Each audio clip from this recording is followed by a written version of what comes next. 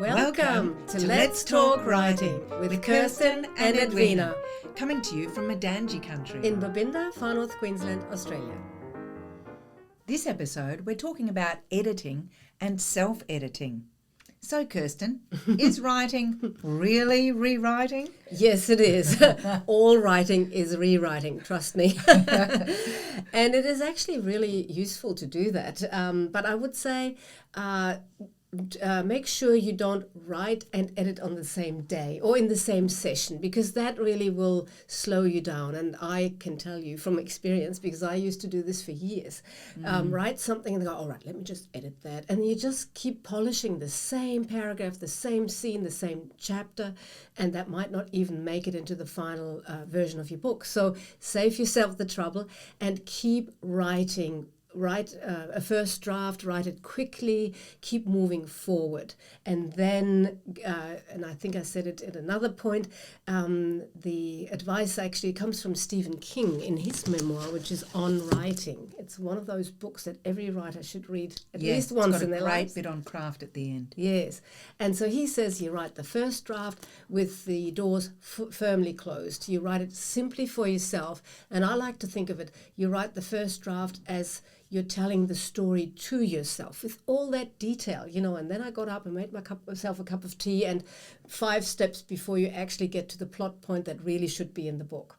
You write the second draft with the doors open, because you're writing it, you might give that draft to your beta readers, or it might be your 5th draft, but let's just say the next step is to write a draft where you think about your reader and you edit it then in a way where you really look at, does that scene have to be there? Does it drive the plot forward? And if it doesn't, it has to go. So you really need to learn how to be ruthless and how to kill your darlings. Yes, and that's hard. So I always make a separate folder of good bits for later, because a lot that you excerpt out, you can use and publish as short pieces as well. So it's never wasted. But yes, I like to think of that first draft as you are creating the stone that you carve your story from. You first create the big blobby excavation thing. It's a big ugly rock, and then we chip away with it. We find the rough form, and then at the end we start to polish. So there are 3 real stages to editing. There's the structural edit, where you look at the big picture. Is the structure working? Is there enough happening? Yeah. Is there too much happening? A lot of new writers, especially first books, try and cram too much in.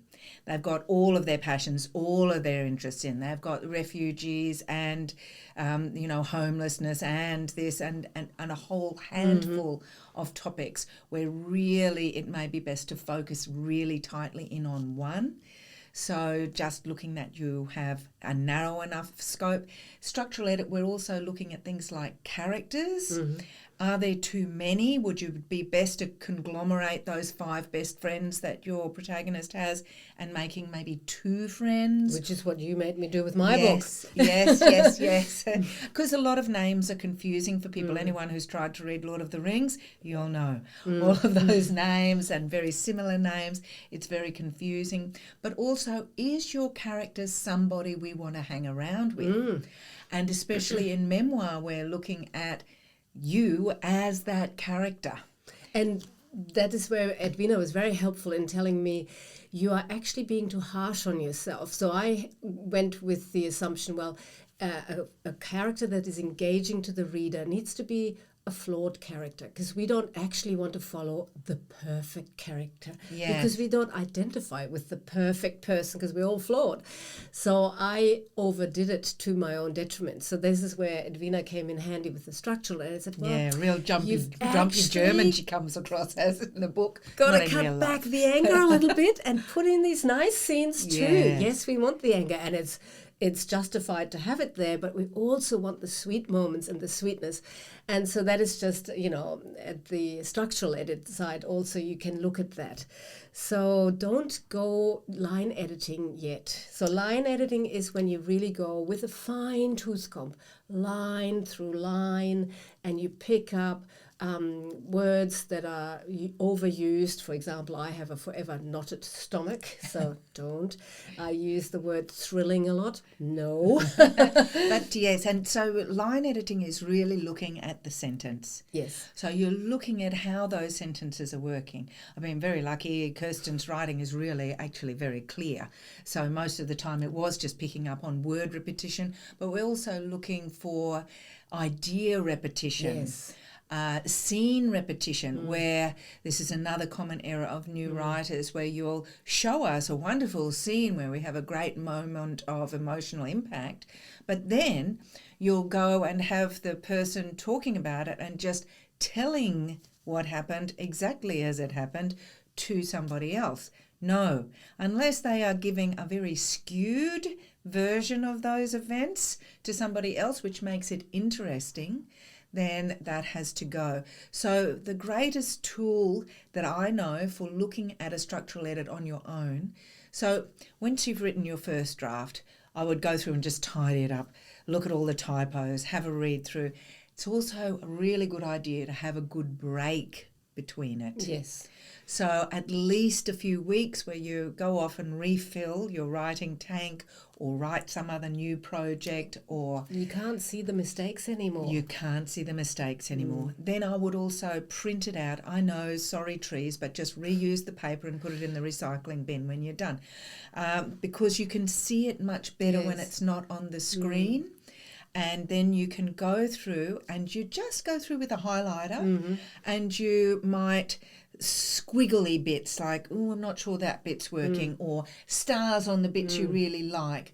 But while you're doing that, I want you to have a pen and paper next to you or your computer and write down a list of the scenes. So with every scene, you write, where are we? Who's in it? Main action. And is it making us feel hopeful, or is it making us feel fearful? For the protagonist. For the protagonist, for the goal of the story. Yes. So how is it moving? It's a script editor I've worked with, she just used to put a plus sign or a negative sign. And you can also put the word count, so you have an idea of, have I perhaps given a scene that's not that important too many words? But if it's a meeting scene, and maybe you've, and this is a common feature of especially memoirs, but also fiction, people will reach a really interesting emotional point and then avoid it. Yes. Like, we'll do it in a line. You did it, didn't you? Yes. Well, this is where I actually have a writing buddy, and we share chapters once a week. In fact, we have been That's doing. a great idea. And so she says, look, or I say to her, you're just stopping short of exploring that moment further. Drill down deeper and deeper and deeper. And often those are actually the moments where, in a memoir, for example, you don't want to go, because those are the pain points. But those will be the stories that will engage the reader the most. Another useful tip there I picked up from Neil Gaiman. In fact, he said, just scan your pages and see, do you have the balance right between scenes, between narration, between dialogue? You could even highlight them in different colors, and then see if, for example, we tend, especially as new writers, to tell a lot. Wherever you can, put it into a scene. And so often, for example, I have then had to rewrite something and make it into a mini scene. A scene is when they something don't have to be happens. big, and that's the thing. When you're making those changes, it can often just be a little line here and there. Yeah. But starting with your scene list, and then of course hire somebody to help you with your edit, like me. Of course, and I would highly recommend Edwina. But don't go towards an editor too early. Yes. No. And the line edit is the last thing you do. I mean, the proofreading, rather. Yeah, When you so pick up all after the line typos. edit, where we're looking at the writing style, then there's the proof where Yes, we're looking for yes. typos and things Yeah. like that. And just finally, as I said at the beginning, don't edit and write at the same time. They're two very separate processes. So when you write, you really want to give yourself permission to write from the heart, to write from your core. When you edit, you put your editor's brain on. But they're two different things at two Yes, different parts of the yes. brain. So keep them separate. Yes. And happy writing. Thanks for listening to Let's Talk Writing with Kirsten and Edwina. And here are our links. Please follow us and leave comments. Happy writing. That's good.